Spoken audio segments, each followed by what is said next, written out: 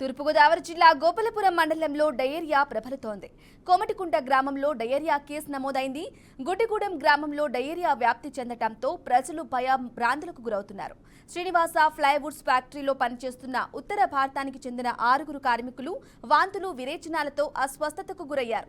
వైద్య పరీక్షలు నిర్వహించగా వారికి డయేరియా సోకిందని తేలింది.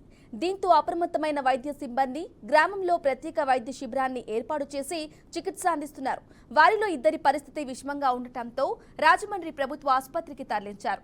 కార్మికుల అస్వస్థతకు గురి కావడానికి అపరిశుభ్రమైన వాతావరణం కారణమని తెలుస్తోంది.